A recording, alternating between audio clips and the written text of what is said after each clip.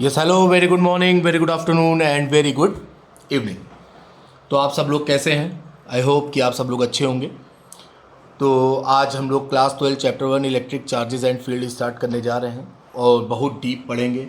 तो इसलिए आपको बहुत कांस्टेंट होकर हमारे साथ होना होगा। और मैं आपसे कह रहा हूँ कि जितना पढ़ा देंगे वो मोर देन सफिशिएंट होगा। इससे ज़्यादा आपको पढ़ने की कोई नीड, कोई आवश्यकता नहीं होगी। बस पढ़िए मन से और हमारे साथ रहिए एकदम अच्छे से। ठीक है। तो सबसे पहले मैं स्टार्ट करता हूँ अपनी लास्ट क्लास से, अपनी इंट्रोडक्शन क्लास से। मैंने आप लोगों को 3 क्वेश्चंस के साथ छोड़ा था कि, और आप लोगों से कहा भी था कि आप लोग मुझे आंसर ज़रूर दीजिएगा कमेंट सेक्शन में। तो आप लोगों ने कमेंट तो खूब किया, मुझे बहुत अच्छा लगा, लेकिन हमको किसी ने भी रिप्लाई नहीं किया। ठीक है। वो 3 क्वेश्चंस मैंने आप लोगों से पूछे थे, किसी ने भी रिप्लाई नहीं किया। तो अभी आप लोगों के पास एक चांस और है। आज का वीडियो देखिएगा तो आप लोग इंट्रोडक्शन वीडियो में जाकर मुझे उन 2 क्वेश्चंस के आंसर ज़रूर दीजिएगा। क्वेश्चन आप लोगों को ध्यान होगा, an electron and proton enters in a magnetic field with equal velocities, which one of them experiences more force. एक तो ये था। दूसरा क्या था, a proton is rotating along a circular path with kinetic energy in a uniform magnetic field. If the magnetic field meet 4 times, what will the kinetic energy of rotation of proton? Last class में मैंने बहुत अच्छे से describe किया था introduction class में। ठीक है। तो चलिए आज हम लोग कंटिन्यू करते हैं। और इसके बाद मैंने आपसे कहा था कि सबसे पहले मैं आपको बताऊंगा कि फिजिक्स क्या है। ठीक है। तो फिजिक्स हम लोग पढ़ रहे हैं तो सबसे पहले हम लोग को ये पता होना चाहिए कि फिजिक्स क्या है। ठीक है। एकदम डिटेल्ड वर्जन में हम लोगों को पढ़ना है। एक एक चीज़ हम लोगों को आनी चाहिए। कोई कुछ भी कहीं से पूछ ले, हम लोगों को पता होना चाहिए। ठीक है। तो फिजिक्स क्या है, एकदम साधारण सरल भाषा में मैं आपको बताऊंगा, एकदम सिंपलेस्ट वे में। फिजिक्स क्या है? फिजिक्स केवल और केवल रीजन है। रीजन यानी एक कारण है। ठीक है। और कुछ भी नहीं है फिजिक्स। फिजिक्स केवल और केवल कारण है जो हमें मजबूर करती है, जो हमें कंपेल करती है चीज़ों को सोचने के लिए, चीज़ों को इमेजिन करने के लिए, फिर उसके एक्सपेरिमेंट करने के लिए। तब नई नई थ्योरीज, नए नए प्रिंसिपल्स क्या होते हैं, जनरेट होते हैं। ठीक है। तो फिजिक्स क्या है? फिजिक्स एक रीज़न है जो हमें नए नए अप्रोच प्रोवाइड कराती है कि हम चीज़ों में कैसे आगे बढ़ें, चीज़ों में नई नई उपलब्धियां कैसे हासिल करें। सब कुछ फिजिक्स है। सब कुछ फिजिक्स है। आज हम इस धरती पर हैं तो फिजिक्स है। वातावरण है आपके पास, एटमॉस्फियर है आपके पास, तो because of physics, because of escape velocity. अपने अर्थ की स्केप वेलोसिटी कितनी है? 11.2 किलोमीटर पर आवर। अगर इससे कम होती तो जितने भी हमारे एटमॉस्फेयर के मॉलिक्यूल्स हैं वो क्या होते? हमारी ऑर्बिट को, हमारी अर्थ की ऑर्बिट को क्या करते? छोड़ देते। तो क्या हम लोग यहाँ जीवित रह पाते? तो यहाँ पर क्या किसी भी तरह का कोई वातावरण होता? किसी भी तरह की कोई ऑक्सीजन, नाइट्रोजन, कुछ भी होता? नहीं होता। तो सब कुछ फिजिक्स। मैं आपसे कह रहा हूं हर एक चीज फिजिक्स है। आप आंख उठाओ, चाहे किधर भी आंख बंद करो फिजिक्स है, आंख खोल लो फिजिक्स है। हर जगह फिजिक्स है। आपने आंख खोली तो भी फिजिक्स है, आपने आंख बंद की तो भी फिजिक्स है। ठीक है। तब रेटिना, तब आपकी ऑप्टिक्स। ठीक है। तो हम लोग स्टार्ट करते हैं चैप्टर 1। तो सबसे पहले हम लोग क्लास 12 पढ़ने जा रहे हैं और पूरी कोशिश रहेगी मेरी कि दिसंबर तक मैं आपका सिलेबस खत्म करूं। कोशिश रहेगी, देखिए वादा नहीं, मेरी कोशिश रहेगी। ठीक है। क्योंकि हर किसी के साथ कंपल्सन्स होती है, मजबूरियां होती हैं, तो इस वजह से होता है। लेकिन मेरी अपनी तरफ से पूरी कोशिश रहेगी कि मैं आप लोग का पूरा फिजिक्स क्लास 12 खत्म करूं, उसको मैं समाप्त करूं। ठीक है। अब देखिए आपके सामने एक चैप्टर लिखा हुआ है, इलेक्ट्रिक चार्जेस एंड फील्ड्स। ठीक है। तो सबसे पहले तो हम लोग ये समझे कि ये किसका पार्ट है।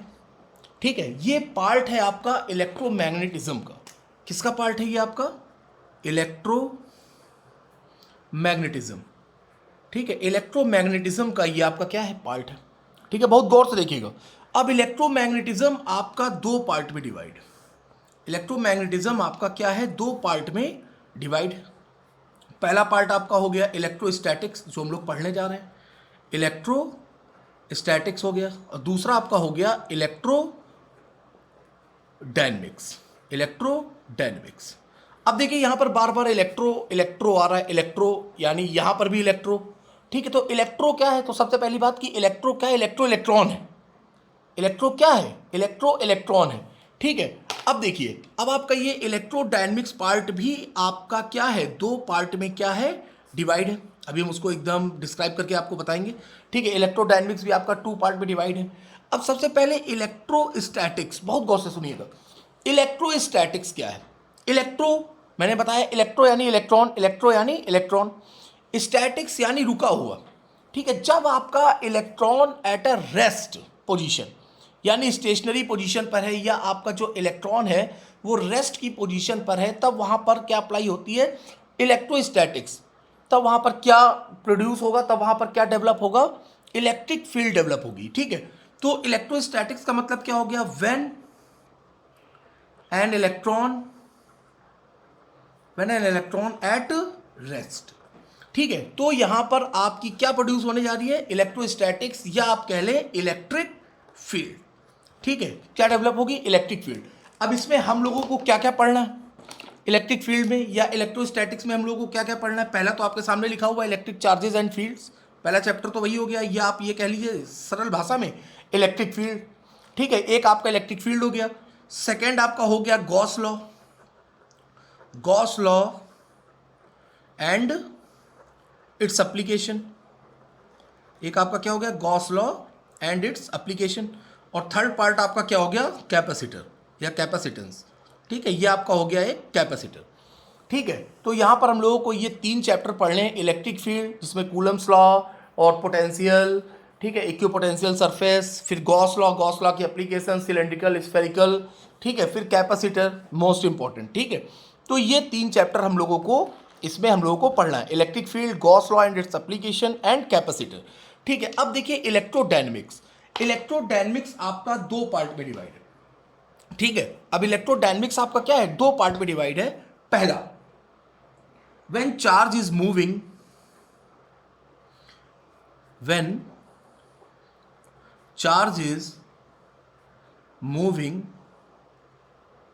बहुत गौर से देखते रहिएगा, एकदम बेसिक, एकदम पूरा फंडामेंटल हम लोगों का क्लियर होना चाहिए। when charge is moving with constant velocity,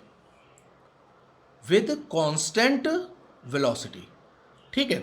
when charge is moving with constant velocity, तब यहां पर क्या डेवलप होगी, जब ये आपका इलेक्ट्रॉन एट रेस्ट है, तब आपकी क्या डेवलप हुई, इलेक्ट्रिक फील्ड। जब चार्ज मूव करेगा एक कांस्टेंट वेलोसिटी के साथ जब वो मूव करेगा, तब वहां पर क्या प्रोड्यूस होगी, मैग्नेटिक फील्ड। तब वहां पर क्या प्रोड्यूस होने जा रही है, मैग्नेटिक फील्ड, ठीक है। तब वहां पर आपकी आएगी मैग्नेटिक फील्ड, ठीक। तब हम लोग पूरा मैग्नेटिक फील्ड से रिलेटेड पढ़ेंगे। अब इसमें आपके कौन कौन से चैप्टर हैं, इसमें आपके 3 हो गए थे। अब देखिए इसमें आपके कौन कौन से चैप्टर हैं। पहला चैप्टर है आपका करंट इलेक्ट्रिसिटी, ठीक है। ये आपका है पहला चैप्टर, करंट इलेक्ट्रिसिटी, बहुत मन से पढ़िएगा, करंट इलेक्ट्रिसिटी। फिर है आपका दूसरा मैग्नेटिज्म, चुंबकत्व। फिर है आपका third is electromagnetic induction, EMI, ठीक है। एंड फोर्थ है आपका AC, अल्टरनेट करंट, जिसमें आप ट्रांसफार्मर और ये सब पढ़ेंगे, ठीक है। चौथा, अब देखिए, हाँ 4 चैप्टर हो गए आपके। देखिए पहला आपने क्या पढ़ा, when an electron at rest, जब आपका इलेक्ट्रॉन क्या है, रेस्ट पर है, ठीक है। पहला आपने पढ़ा। अब जो हम लोग पढ़ने जा रहे हैं, व्हेन इलेक्ट्रॉन एट रेस्ट। फिर व्हेन चार्ज इज मूविंग, या इलेक्ट्रॉन को आप यहाँ चार्ज भी कह सकते हो, ठीक है। फिर when charge is moving with constant velocity, ये इलेक्ट्रोडायनेमिक्स का पार्ट है, ठीक है। और क्या प्रोड्यूस करेगा, प्रोड्यूस मैग्नेटिक फील्ड। और उसके अंतर्गत आपके कितने चैप्टर हैं, 4 चैप्टर हैं, ठीक है, आपके सामने। अब इसी का थर्ड पार्ट इलेक्ट्रोडायनेमिक्स का आपने पहला क्या पढ़ा, when charge is moving with constant velocity. अब देखिए इसी का आप यहीं पे मैं बना देता हूं, व्हेन चार्ज इज एक्सीलरेटेड। अब यहां पर क्या होगा, व्हेन चार्ज इज एक्सीलरेटेड,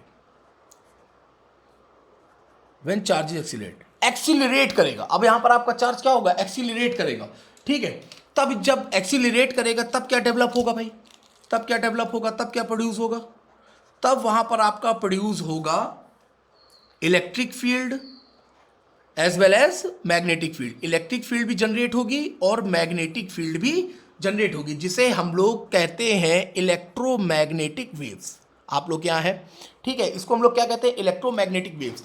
और आज का जो प्रेजेंट एरा है, जहां पर हम लोग इस समय जहां जी रहे हैं, इस समय जो जी रहे हैं, टोटल इलेक्ट्रोमैग्नेटिक वेव पर जी रहे हैं। इलेक्ट्रोमैग्नेटिक वेव के अंतर्गत आपके कौन से चैप्टर आते हैं, पहला हो गया आपका वायरलेस कम्युनिकेशन, सब कुछ आप देख रहे हैं, सब कुछ वायरलेस है, ठीक है, वायरलेस कम्युनिकेशन।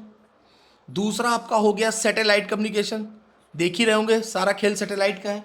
वायरलेस कम्युनिकेशन, जो भी ब्रॉडबैंड है, जो भी मोबाइल है, सब आप यूज़ कर रहे हैं, वो सब किसके अंतर्गत आते हैं? आपके वायरलेस कम्युनिकेशन। सैटेलाइट, जितना भी आप इस समय डीटीएच देख रहे हैं, टीवी देख रहे हैं, सब कुछ क्या है? सैटेलाइट। इसरो हो गया, डीआरडीओ हो गया, सब लोग अपना किस पे वर्क कर रहे हैं? इलेक्ट्रोमैग्नेटिक वेव पर वर्क चल रहा है। ठीक है, अब देखिए, फिर से देखिएगा इंट्रोडक्शन चैप्टर का। ठीक है, तो इलेक्ट्रोमैग्नेटिज्म के अंतर्गत आपके दो पार्ट हैं, एक है आपका इलेक्ट्रोस्टैटिक्स, दूसरा है आपका इलेक्ट्रोडायनेमिक्स। इलेक्ट्रो मतलब इलेक्ट्रॉन, इलेक्ट्रो मतलब इलेक्ट्रॉन, स्टैटिक्स मतलब जब आपका इलेक्ट्रॉन यानी चार्ज जब आपका रुका हुआ है, दूसरा जब आपका चार्ज मूव करेगा। मूव भी वो दो कंडीशन से करेगा, when charge is moving with constant velocity, जब वो एक कांस्टेंट वेलोसिटी के साथ मूव करेगा। जब, याद रखिएगा, जब कभी भी कोई चार्ज कांस्टेंट वेलोसिटी के साथ मूव करता है, भी हम लोग पढ़ेंगे सब कुछ, F equals to q v B, सब कुछ, B I L sine theta सब पढ़ेंगे। ठीक है, और दूसरा आपका क्या था? व्हेन चार्ज इज एक्सीलरेटेड, जब वो एक्सीलरेट होगा, जब उसको एक्सीलरेट करा देंगे, तब वहां पर इलेक्ट्रिक फील्ड और मैग्नेटिक फील्ड दोनों ही डेवलप होंगी 90 डिग्री एंगल के साथ, both are perpendicular to each other, सब कुछ हम लोग पढ़ेंगे। ठीक है, वहां पर आपकी इलेक्ट्रोमैग्नेटिक वेव्स क्या होंगी? डेवलप होंगी। और ये इसके अंतर्गत कौन से चैप्टर आते हैं? वायरलेस कम्युनिकेशन और सैटेलाइट कम्युनिकेशन।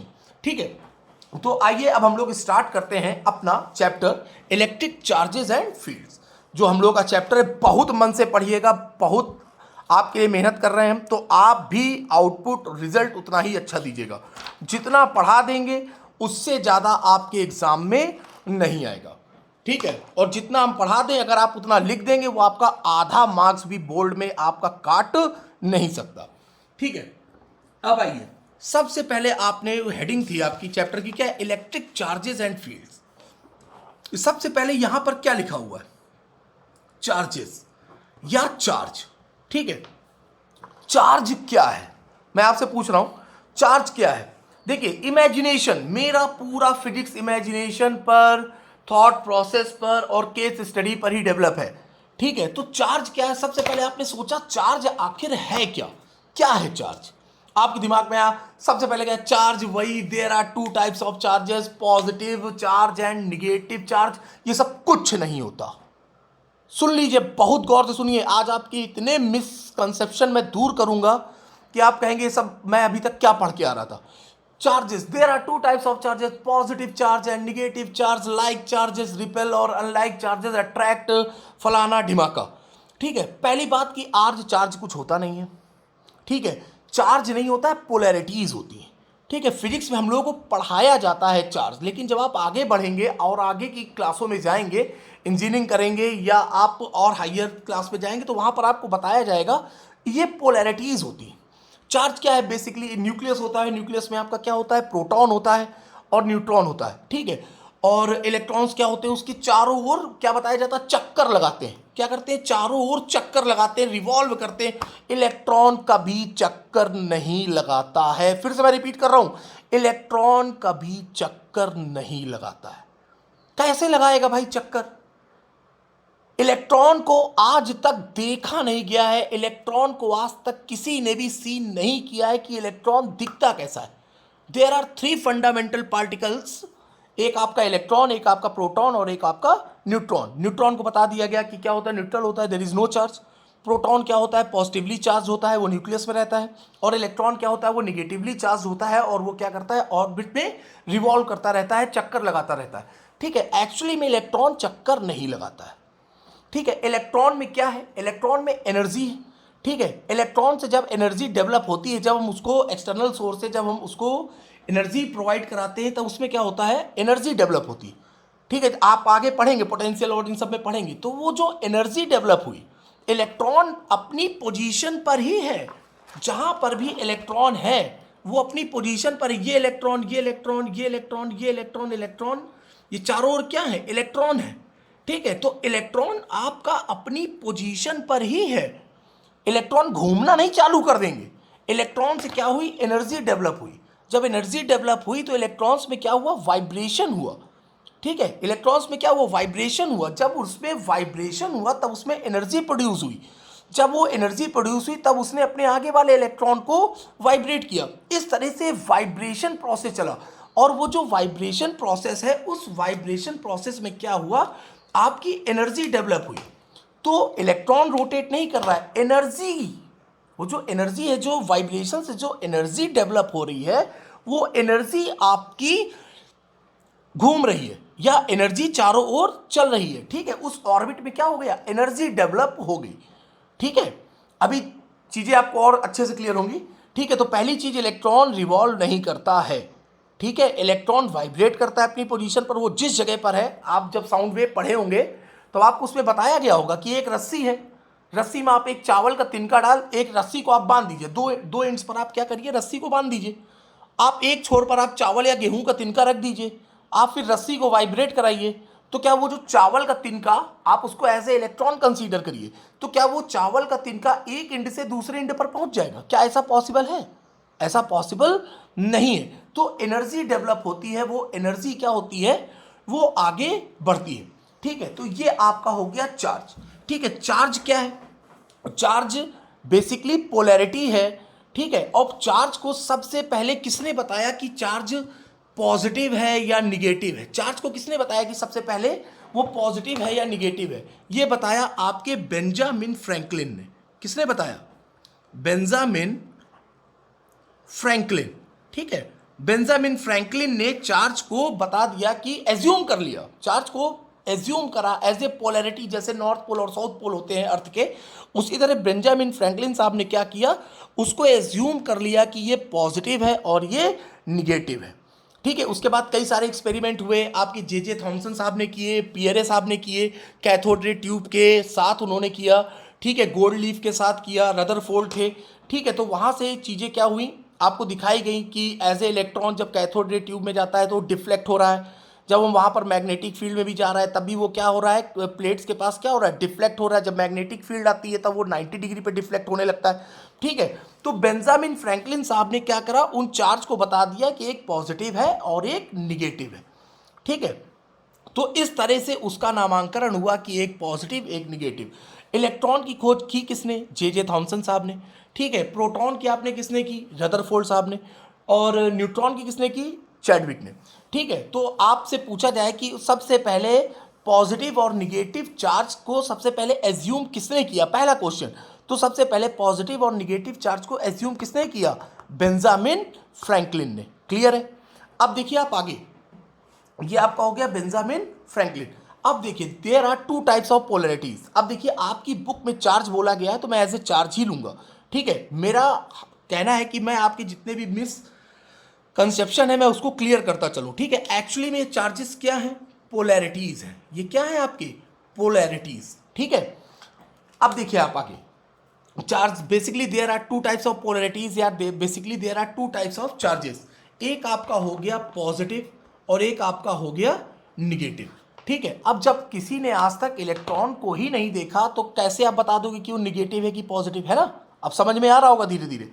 जब आज तक किसी ने फंडामेंटल पार्टिकल, जो there are three types of fundamental particles है, उसको जब आज तक किसी ने देखा ही नहीं तो आपको क्या उसमें दिखाई दे रहा है क्या कि निगेटिव है कि पॉजिटिव है? तो वो क्या किया गया, उसको एज्यूम किया गया। ठीक है, अब देखिए आगे। ठीक है, अब जैसे इलेक्ट्रॉन है, अब इलेक्ट्रॉन पर जो चार्ज है वो 1.6, अब मैं बताता हूं, 1.6 इंटू 10⁻⁻⁹ कूलाम है। अब इसको ब्रेक नहीं किया जा सकता। ठीक है, ये जो चार्ज है 1.6 इंटू 10⁻⁻⁹ कूलाम, अब इसको ब्रेक नहीं किया जा सकता। ये स्मॉलेस्ट चार्ज है। ठीक है, स्मॉलेस्ट चार्ज है और ये क्या है, इंडिपेंडेंट है। अभी जब आप आगे क्वांटाइजेशन, अभी जब मैं आपको बताऊंगा तब आपको ये चीज़ और अच्छे से समझ में आएगी कि इंडिपेंडेंट का यहाँ पर मतलब क्या है। ठीक है, अब देखिए आगे, जैसे आपसे बोला गया कि एक आपका हाइड्रोजन एटम है। ठीक है, आपसे बोला गया, बहुत गौर से देखिएगा, बहुत एकदम बेसिक है, ये आपको कोई बताएगा नहीं, ये मेरा वादा है आपसे, आपको कोई नहीं बताएगा। ठीक है, जैसे आपसे बोला गया कि आपका 1 ग्राम हाइड्रोजन आयन है। ठीक है, और ये कितने, इसमें कितना चार्ज होता है? 1 ग्राम हाइड्रोजन आयन में आपका कितना चार्ज होता है? 96500 कूलाम। ठीक है, कैपिटल सी। चार्ज की यूनिट क्या होती है? कूलाम। अभी आपकी समझ में आएगा। ठीक है, और ये आपका हो गया 1 ग्राम हाइड्रोजन में कितने कूलाम होते हैं? 96500। और एक एक ये 1 ग्राम हाइड्रोजन है और एक हाइड्रोजन एटम पर चार्ज कितना होगा आपका 1.6 इंटू 10⁻⁻19 कूलम। ठीक है, तो यहां से आपका अवागाड्रो नंबर आया। अवागाड्रोस नंबर फाइंड किया गया। अवागाड्रोस नंबर आपका कैसे फाइंड हुआ, ऐसे फाइंड हुआ। ठीक है, तो ये किसका 1 ग्राम हाइड्रोजन एटम में जब हमने 1 हाइड्रोजन एटम से डिवाइड किया तब आपको अवागाड्रो नंबर फाइंड हुआ 96500 अपॉन 1.6 इंटू 10⁻⁻19। जब आपने इसको डिवाइड किया तो आपका आया 6.023 इंटू 10⁻23। ये आपका क्या हो गया, अवागाड्रो नंबर फाइंड हो गया। ठीक है, एक एक चीज बहुत गौर से देखिएगा, इस तरह से अवागाड्रो नंबर फाइंड हुआ। ठीक है, ये आपका क्या हो गया, अवागाड्रो नंबर। ठीक है, अब मास ऑफ इलेक्ट्रॉन क्या होता है। ठीक, अब पूरी हम लोग चार्ज के बारे में ही पढ़ रहे हैं, पूरी चार्ज की कहानी आपको आनी चाहिए। ठीक है, अब आपसे पूछा जाए कि मास ऑफ इलेक्ट्रॉन।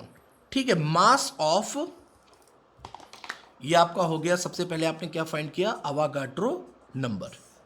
ठीक है, अब आप फाइंड करने जा रहे हैं मास ऑफ इलेक्ट्रॉन। ठीक है, मास ऑफ इलेक्ट्रॉन अगर हम आपसे पूछेंगे आप सीधे बता दोगे 9.1 इंटू 10⁻⁻³ kg या -28 ग्राम।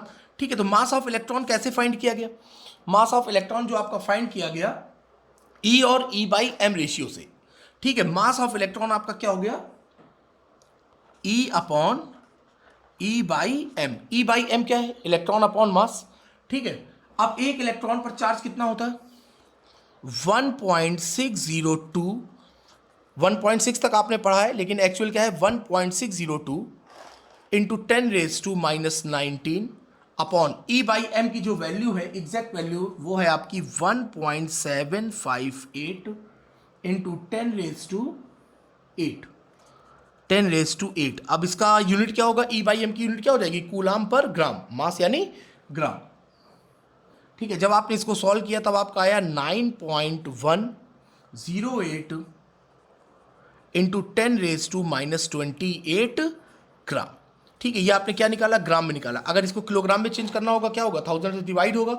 जब 1000 से डिवाइड होगा तो आपका क्या हो जाएगा 9.108 इंटू 10⁻31 kg। अब आप देखिए इसका मास कितना ज़्यादा कम है, 9.108 इंटू 10⁻31 kg। तो ये इलेक्ट्रॉन जो कि आपका चार्ज निगेटिवली चार्ज, जो इसको एज्यूम किया गया कि इलेक्ट्रॉन पर कौन सा चार्ज होता है, निगेटिव चार्ज होता है, उसका मास कितना निकल आया 9.108 इंटू 10⁻31 kg, या ग्राम में पूछा जाए तो 10⁻28 ग्राम। ठीक है, अब देखिए अगर अब आपसे पूछा जाए radius of electron, most important radius of electron exam में भी आया है। ठीक है, रेडियस ऑफ इलेक्ट्रॉन, आपको एक एक चीज पता होना चाहिए। रेडियस ऑफ इलेक्ट्रॉन, जब आप चार्ज के बारे में पढ़ रहे हो तो उस चार्ज के बारे में आपको पूरा नॉलेज होना चाहिए। रेडियस ऑफ इलेक्ट्रॉन, इलेक्ट्रॉन की रेडियस कितनी होती है, रेडियस ऑफ इलेक्ट्रॉन आपकी होती है 1.879 इंटू 10⁻⁻13 सेंटीमीटर। अब सोचिए आप, इलेक्ट्रॉन की ये रेडियस है 1.879 इंटू 10⁻⁻13 सेंटीमीटर। अब ये रेडियस आई कहाँ से अगर आपके मन में हो तो फॉर्मूला होता है m इक्वल्स टू, लिख दे रहा हूं मैं, आप सर्च कर लीजिएगा, आप ढूंढिएगा, m equals to 2/3 mu E² upon r, जहां m क्या है, मास ऑफ इलेक्ट्रॉन हो गया आपका। ठीक है, और 2/3 ये आपका कांस्टेंट हो गया, म्यू आपका क्या हो गया, परमिबिलिटी हो गई। ठीक है, और इसमें मीडियम की परमिबिलिटी है तो यहां पर हम लोगों ने इसको क्या लिया, 1 ले लिया। ये r हम लोगों को फाइंड करना है, और E क्या हो गया, charge on electron 1.6 into 10⁻⁻19 coulomb. जब आप इसको सॉल्व करेंगे तो रेडियस ऑफ इलेक्ट्रॉन आपकी कितनी आ जाएगी 1.879 इंटू 10⁻13 सेंटीमीटर। ठीक है, तो ये आपकी क्या हो गई, रेडियस ऑफ इलेक्ट्रॉन। अब अगर आपसे पूछा जाए what is the relation between N electron and hydrogen atom. ठीक है, बहुत उम्दा क्वेश्चन है, बहुत ही अच्छा प्रश्न है। आपसे पूछा गया mass of electron relative to that of hydrogen atom, तो दोनों में क्या है। ठीक है, तो बहुत गौर से देखिएगा, mass of an electron equals to 1/1835 mass of hydrogen atom, mass of hydrogen atom, एकमात्र एलिमेंट, एकमात्र आपका हाइड्रोजन एटम जिसमें न्यूट्रॉन नहीं पाया जाता। बाकी जितने भी आपके एटम्स हैं, जितने भी आपके एलिमेंट्स हैं, सब में इलेक्ट्रॉन, प्रोटॉन, न्यूट्रॉन आपका क्या होता है, प्रेजेंट होता है। लेकिन हाइड्रोजन में क्या होता है, आपका इलेक्ट्रॉन होगा, प्रोटॉन होगा, लेकिन न्यूट्रॉन इसमें नहीं होता है। तो मास ऑफ एन इलेक्ट्रॉन, देखिए हाइड्रोजन के मास में और इलेक्ट्रॉन के मास में कितना डिफरेंस है। Mass of an electron equals to 1/1835 mass of a hydrogen atom. तो इसका मतलब क्या हुआ, हाइड्रोजन एटम का जो मास है वो इलेक्ट्रॉन के मास का कितने टाइम्स है, 1835 टाइम्स, इतना ज़्यादा भारी है। यानी मास of hydrogen atom is much much heavier then mass of an electron.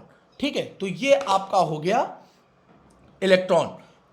ठीक, ये था आपका चार्ज, मतलब इलेक्ट्रॉन की पूरी कहानी। ठीक है, हम लोग चार्ज पढ़ रहे थे। चार्ज आपका क्या है, बेसिकली इलेक्ट्रॉन। यहाँ पर जो भी हम लोग पढ़ेंगे सब इलेक्ट्रॉन से ही रिलेटेड पढ़ेंगे। तो हम लोगों को सब पता होना चाहिए कि इलेक्ट्रॉन पर चार्ज कितना होता है, इलेक्ट्रॉन का मास कितना होता है। ठीक है, फिर इलेक्ट्रॉन का आपने मास पढ़ा, फिर इलेक्ट्रॉन के मास के बाद आपने पढ़ा रेडियस ऑफ इलेक्ट्रॉन, फिर रेडियस ऑफ इलेक्ट्रॉन के बाद आपने इलेक्ट्रॉन के मास का हाइड्रोजन एटम के मास से आपने क्या पढ़ा, रिलेशन पढ़ा। तो ये जो बेसिक चीज़ें हैं, मैंने आपसे पहले ही दिन कह दिया था, इंट्रोडक्शन में ही कह दिया था कि जितनी भी हम लोगों की बेसिक चीज़ें हैं वो बहुत स्ट्रांग होनी चाहिए। कुछ भी आपसे कोई पूछे तो वो आपको पता होना चाहिए। ठीक है, तो ये थी सारी कहानी इलेक्ट्रॉन के बारे में। अब हम लोग आगे बढ़ते हैं। अब देखिए आप आगे, आगे है आपका चार्ज। ठीक है, अब देखते हैं वो चीज़ें जो आपके में हैं।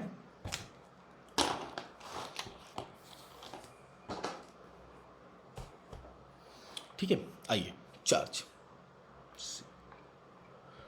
अब आपने क्या पढ़ा, बेसिकली देयर आर कितने टाइप्स के चार्ज होते हैं भाई, there are 2 types of charges. अब आप समझ गए, एक आपका पॉजिटिव चार्ज है और एक आपका निगेटिव चार्ज है।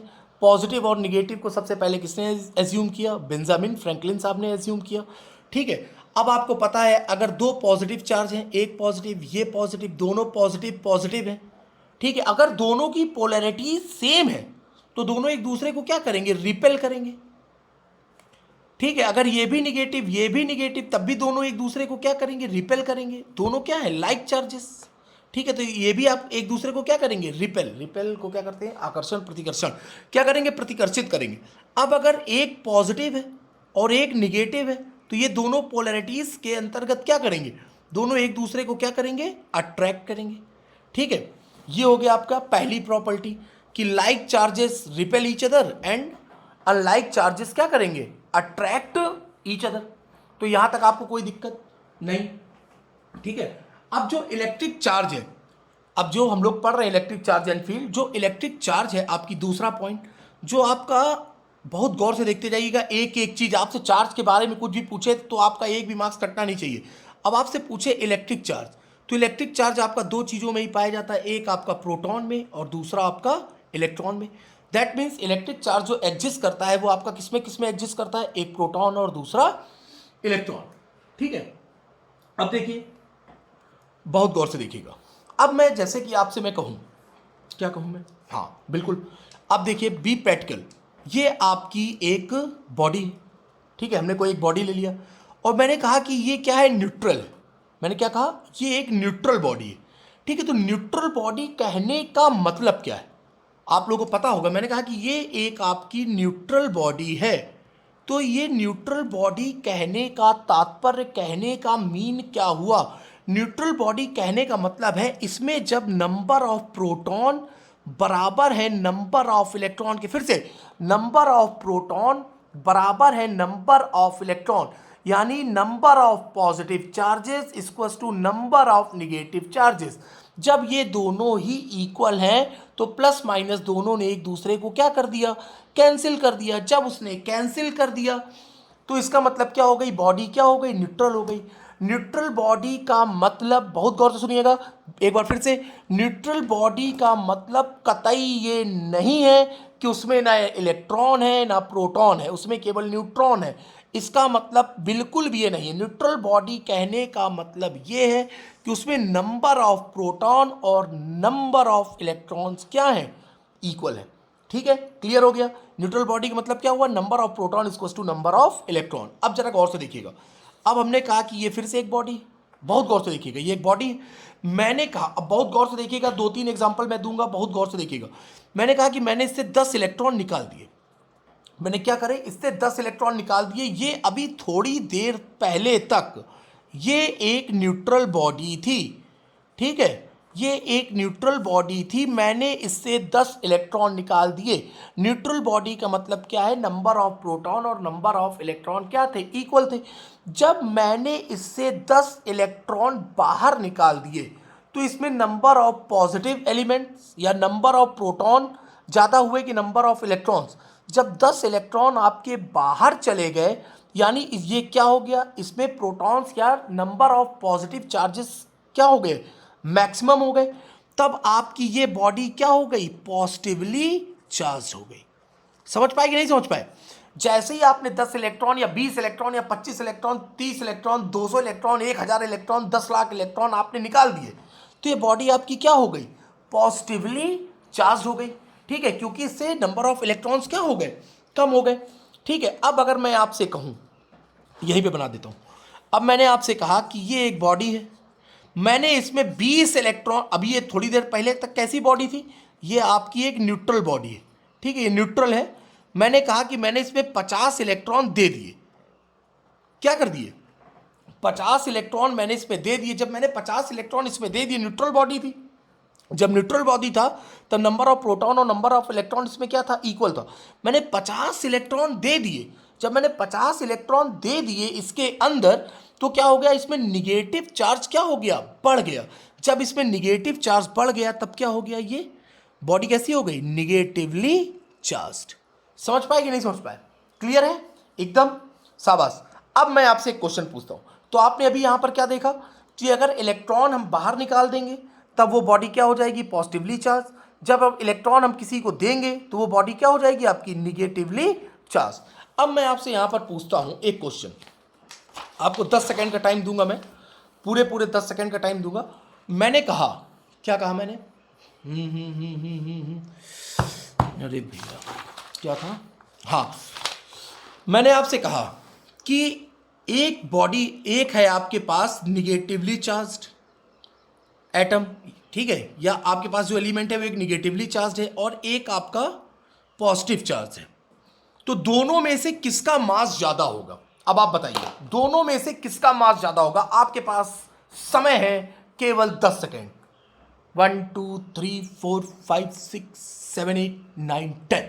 मैंने पूछा कि इन दोनों में मास किसका ज्यादा होगा।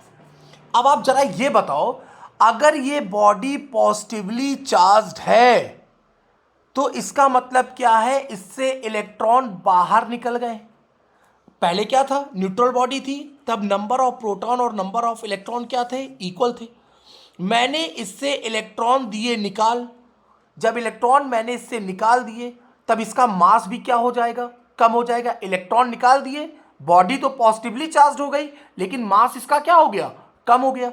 अब देखिए ये है निगेटिव चार्ज, थोड़ी देर पहले तक ये भाई न्यूट्रल था, नंबर ऑफ प्रोटॉन और नंबर ऑफ इलेक्ट्रॉन यहाँ पर क्या थे, सेम थे। अब ये है निगेटिवली चार्ज। निगेटिवली चार्ज का मतलब क्या है कि मैंने इसमें इलेक्ट्रॉन दिए हैं। जब मैंने इसमें इलेक्ट्रॉन दिए हैं तो इसका मास ऑब्वियसली क्या हो गया, इंक्रीज कर गया। क्या कर गया, इंक्रीज। तो ये छोटी छोटी चीजें हैं, बहुत इंपॉर्टेंट है। एक बार फिर से, पॉजिटिव चार्ज और निगेटिव चार्ज में मास किसका ज्यादा होगा, तो जो बॉडी निगेटिवली चार्ज होगी उसका मास भी क्या होगा, ज्यादा होगा। क्यों होगा, रटने की कोई जरूरत नहीं है, क्यों होगा आपको बताया गया। नंबर निगेटिव चार्ज का मतलब क्या हो गया, उसमें नंबर ऑफ इलेक्ट्रॉन ज्यादा है, नंबर ऑफ इलेक्ट्रॉन ज्यादा है, इसका मतलब उसका मास भी ज्यादा है। पॉजिटिवली चार्ज का मतलब उसमें नंबर ऑफ इलेक्ट्रॉन्स कम है, यानी उससे इलेक्ट्रॉन्स बाहर चले गए। जब इलेक्ट्रॉन्स बाहर चले गए तो बॉडी क्या हो गई, पॉजिटिवली चार्ज, और उसका मास क्या हो गया, कम हो गया। क्लियर हुआ एकदम, एक एक चीज, छोटी छोटी चीज हम लोगों को पढ़ते हुए आगे बढ़ना है। ठीक है, अब देखिए जरा, बहुत सारी आप लोगों की मिसकंफ्यूजन है। आपसे बोला जाता है कि the electric charge is a point. अभी मैं आपको बताऊंगा, जब हम लोग कूलम्स लॉ कल पढ़ेंगे, कूलम्स में बताऊंगा, कूलम्स लॉ में पॉइंट चार्ज लेते हैं। तो वो पॉइंट चार्ज का मतलब क्या है, क्यों लेते हैं पॉइंट चार्ज, ये सब मैं आपको डिफाइन करूंगा, ठीक है। तो सबसे पहले जैसे जो लोग बोलते हैं the electric charge is a point, कह देंगे आपसे the electric charge is a point. Electric charge point है, गलत है। जो भी ये कहता है तुरंत कह दो कि आपने जो बोला एकदम गलत बोला। इलेक्ट्रिक चार्ज कभी पॉइंट वाइंट नहीं होता है, ठीक है। क्यों? बिकॉज द इलेक्ट्रिक चार्ज जो होता है exist on material bodies which occupy space, ठीक है। इलेक्ट्रिक चार्ज है, जो वो चार्ज है वो एक स्पेस को ऑक्यूपाई कर रहा है, वो एक स्पेस को ले रहा है, तो वो पॉइंट वाइंट नहीं है। समझ पाए? आपसे कैसे कह दिया the electric charge is a point, कतई गलत है, बोल देना एकदम गलत है। जो चार्ज होता है वो कहीं भी जब उसको स्पेस मिलता है, वो कैसा भी स्पेस हो, उस स्पेस में क्या होगा, अपने आप को एडजस्ट करने की कोशिश करेगा। वो ये नहीं देखेगा कि स्फेरिकल है कि रेक्टेंगुलर है, ये वो कुछ नहीं देखेगा, कभी नहीं देखेगा। अगर आपसे कोई कहता है the electric charge is a point, तो वो क्या है? पॉइंट सरासर गलत है। इलेक्ट्रिक चार्ज कभी पॉइंट नहीं होता है, ठीक है। ये सारी आपकी जो गलत धारणाएं हैं जो अब तक आप लोग पढ़ते चले आए हैं, वो मैं आपकी दूर कर रहा हूं, ठीक। दूसरा देखिए, दूसरा अब आपसे बोला गया ए न्यूट्रल बॉडी, ये मैंने अभी आपको पीछे बताया कि neutral body contains no charge particles.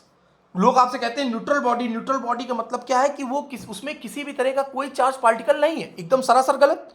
अभी आपको मैंने बताया कि न्यूट्रल बॉडी में क्या है, न्यूट्रल बॉडी का मतलब क्या है, जब नंबर ऑफ प्रोटॉन और नंबर ऑफ इलेक्ट्रॉन्स क्या होते हैं, इक्वल होते हैं, तो उस बॉडी को हम लोग क्या कहते हैं? Neutral body. क्लियर? अब देखिए, हाँ ये बहुत लोग बताते हैं भाई, इतना गलत बताते हैं। पॉजिटिव चार्ज बताएंगे कि पॉजिटिव चार्ज, इतना गलत पढ़ाते हैं, positive charge is greater than zero. बताएंगे कि जो पॉजिटिव चार्ज होता है वो ग्रेटर देन जीरो। और क्या बताएंगे? अगर positive charge greater than zero है तो बता देंगे आगे निगेटिव चार्ज। बहुत गौर से देखिएगा, खासकर जो मेरे स्टूडेंट जो हमसे पढ़ रहे हैं वो बहुत गौर से देखिएगा, आपको किसी से पीछे नहीं रहना है, ठीक है। Positive charge is greater than zero, और बताएं कि negative charge is less than zero, less than zero. ये बहुत लोग बताते हैं कहानियों में अपनी, ठीक है। सरासर गलत है, काट देना, तुरंत काट देना, ऐसी कोई भी कहानी नहीं है। पहली बात है जान लीजिए कि चाहे वो पॉजिटिव हो चाहे वो निगेटिव हो, वो किसी भी मैथमेटिकल अप्रोच को सिग्निफाई नहीं करता है। क्लियर हुआ? तो इसका मतलब क्या है? कोई पॉजिटिव चार्ज वार ग्रेटर देन जीरो नहीं है, कोई निगेटिव चार्ज वार लेस देन जीरो नहीं है। क्लियर? क्योंकि पॉजिटिव और निगेटिव साइन जो होता है वो electric charge carry no mathematical significance, किसी भी तरह के उसके मैथमेटिकल सिग्निफिकेंस से या किसी भी तरह के मैथमेटिकल अप्रोच से उसका कोई किसी भी तरह का लेना देना नहीं। Clear? And the super duper most important point, maximum लोग क्या बताएंगे आपको, बहुत गौर से सुनिएगा, इतना गलत पढ़ाएंगे, इतना गलत पढ़ाएंगे, हंस हंस के पढ़ाएंगे, देखिएगा, सुनिएगा, जरा गौर से सुनिएगा। वो आपसे कहते हैं, क्या कहते हैं? लॉ ऑफ कंजर्वेशन जब आपको बताएंगे और बड़ा बड़ा लिखेंगे, लॉ ऑफ कंजर्वेशन आपको अभी पढ़ाऊंगा मैं, कल पढ़ाऊंगा या आज पढ़ाऊंगा, अभी मूड के ऊपर है, अभी मूड बहुत अच्छा चल रहा है मेरा। लॉ ऑफ कंजर्वेशन, ठीक है। लॉ ऑफ कंजर्वेशन में क्या बताएंगे? वही नैनम छिदन शस्त्राणी नैनम दहित पापका न चैनम क्लेदन त्यापो न सोचती मारुता, आत्मा को न काटा जा सकता, न मारा जा सकता है, उसको केवल एक शरीर से दूसरे शरीर में परावर्तित कर दिया जाता है, उसका ट्रांसफॉर्मेशन कर दिया जाता है। उसी तरह वो आपको बता देंगे द चार्ज कैन, बहुत गौर सुनिएगा, the charge can neither created और नॉट डिस्ट्रॉयड। चार्ज ना बनाया जा सकता है ना ही डिस्ट्रॉयड किया जा सकता है, कतई गलत है, कतई गलत है। फिर से सुन लीजिए, जो भी आपको ये बता रहा है, लिख लिख के बता रहा है, मैं भी लिख दे रहा हूं, ठीक है, जिससे मेरे पास भी प्रूफ रहे। The charge can neither be created or destroyed, ठीक है। ये क्या है? कतई गलत है, डंके की चोट पर। ये क्या है? गलत है। एक्चुअल में क्या है? Equal and opposite charges can be created. Equal, देखिए एग्जैक्ट मैं आपको बता रहा हूं, इक्वल, बहुत गौर सुनिएगा, अभी पीछे मैं एग्जांपल करा चुका हूं आपको।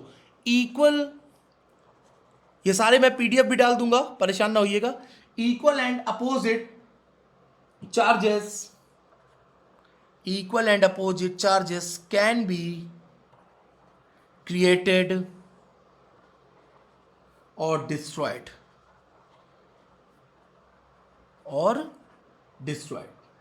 ठीक है। इसका मतलब क्या हुआ, the sum of charges is always unchanged. इसका मतलब क्या हुआ, that is the sum of charges is always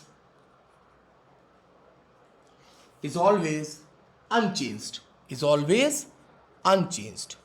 उनका जो सम है वो कभी नहीं चेंज होता, और equal and opposite charges can be created और डिस्ट्रॉयड, ना कि the charge can neither be created और डिस्ट्रॉयड, ठीक है। इक्वल एंड अपोजिट चार्ज, उनका इक्वल और अपोजिट होना अनिवार्य है, सही डिफिनीशन आपकी ये है, ठीक है। The charge can neither be created और डिस्ट्रॉयड, ये सरासर गलत है, कतई गलत है। आपका सही क्या है, equal and opposite charges can be created और डिस्ट्रॉयड। इसका मतलब क्या है, the sum of charges is always unchanged.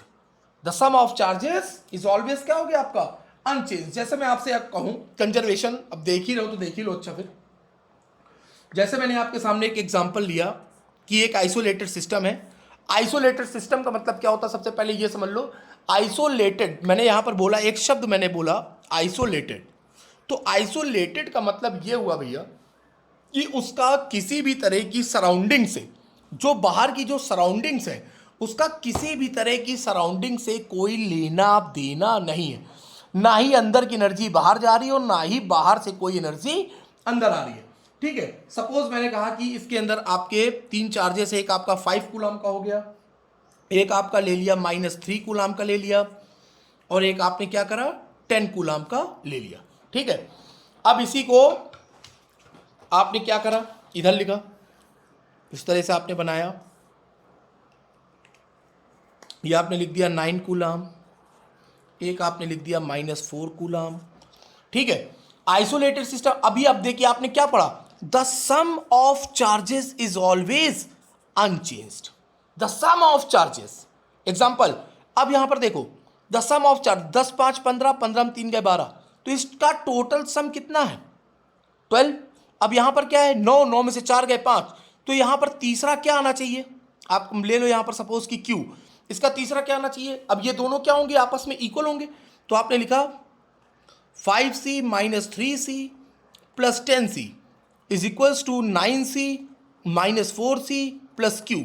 हमें ये फाइंड करना है, तो 10 5 15, 15 में 3 गए 12, 12, ये हो गया 9 में से 4 गए 5, 9 में से 4 गए 5 ही तो होता है, हाँ यही होता है, 5 + Q, ये 5C इधर आ गया, कितना आ गया 7C।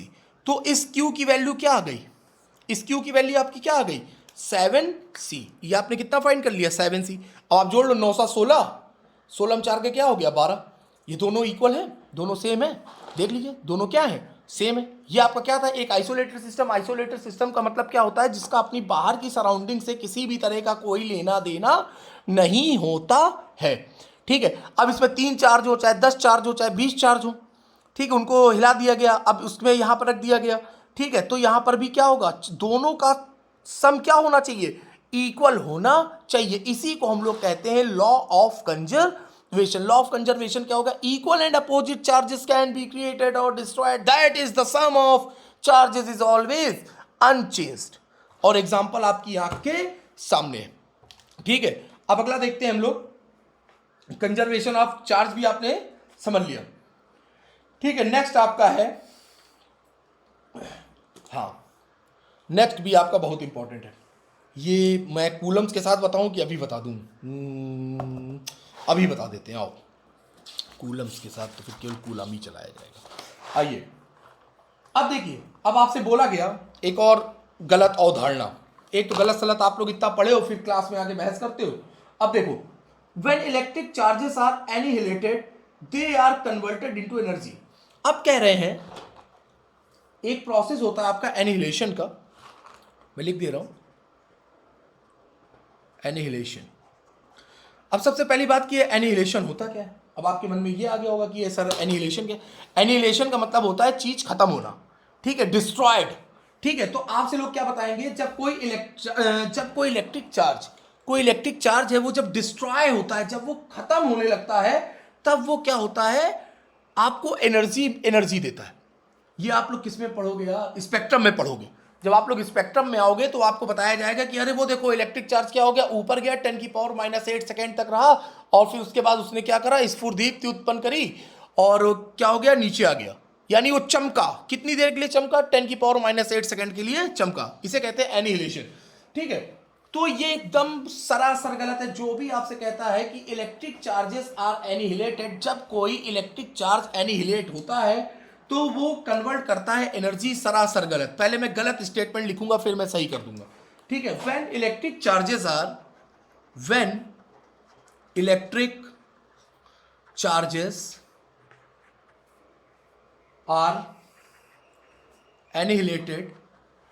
annihilated, when electric charges are annihilated, they are converted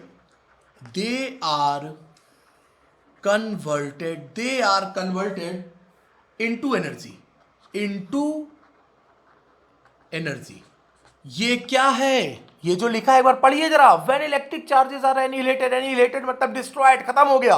when electric charges are annihilated they are converted into energy. कोई आपसे कह देना, कहना सरासर गलत है। ये क्या है, गलत है, एकदम गलत है। तो सही क्या है, अब देखिए सही आपका क्या है, जब इलेक्ट्रिक चार्ज डिस्ट्रॉय होता है तब जो उसका जो मास होता है, चार्ज में है ही क्या, इलेक्ट्रिक चार्ज में क्या है, इलेक्ट्रिक चार्ज कुछ नहीं है, चार्ज है तो मास है। अगर किसी के पास चार्ज है तो इसका मतलब वहां पर क्या है, मास है। क्लियर, अगर चार्ज है तो मास है। तो जब इलेक्ट्रिक चार्ज गेटिंग डिस्ट्रॉयड, ठीक है, तो वो उसके मास, जो इलेक्ट्रिक चार्ज कभी एनिहिलेट नहीं होता है, जो इलेक्ट्रिक चार्ज का जो मास होता है ना, ये जो इलेक्ट्रिक चार्ज है, इलेक्ट्रिक चार्ज का जो मास है वो एनिहिलेट होता है। एनिहिलेट मतलब खत्म होता है। तब उससे क्या होती है, एनर्जी प्रोड्यूस होती है, एनर्जी डेवलप होती है। लोग जल्दीबाजी में झोंके में बोल जाते हैं when electric charges are annihilated they are converted into energy. गलत। When electric charges are annihilated, जो उसका जो मास एनिहिलेट होगा, उससे जो इलेक्ट्रिक चार्ज का जब मास एनिहिलेट होगा तब आपकी क्या होगी, एनर्जी प्रोड्यूस होगी। Is that clear. ठीक है, तो ये सब आप जो उल्टा सीधा गलत सलत पढ़ रखे थे, ये सब भी आपका क्लियर करना जरूरी था। ठीक है, अब वीडियो बहुत ज्यादा लंबा हो गया है। ठीक है, कल हम लोग इसी के आगे पढ़ेंगे, एनिहिलेशन के आगे, इसी के आगे पढ़ेंगे। अभी आपका क्वांटाइजेशन है, कंजर्वेशन आपका हो गया, क्वांटाइजेशन हो गया, और अभी चार्ज खत्म नहीं हुआ। मैंने सोचा था कि आज चार्ज खत्म हो जाएगा, नहीं हुआ चार्ज खत्म। इसका मतलब ये बहुत लंबा खींचेगा। आप लोग बस स्टे ट्यून विद मी, बराबर बने रहिए साथ में। और एक चीज और, मेरी क्लास 12 फिजिक्स स्टूडेंट फिर से सुन लीजिए, जरा गौर से सुन लीजिए। किसी भी तरह की कोई कंफ्यूजन हो आप कमेंट जरूर करें। वीडियो आपके लिए बनाया गया है, मेरे अपने लिए नहीं बना है। मैं पेपर दे चुका हूं, पेपर आपको देना है। एक एक चीज आपको क्लियर होनी चाहिए। कोई कंफ्यूजन है आप कमेंट लिखें, आपको रिप्लाई 200% मिलेगा। ठीक है, हम यहां पर पढ़ने आए और बहुत मन से पढ़ेंगे। ठीक है, ओके, मिलते हैं फिर कल हम लोग इसी समय पर। ओके बच्चों, गुड बाय, वेरी गुड।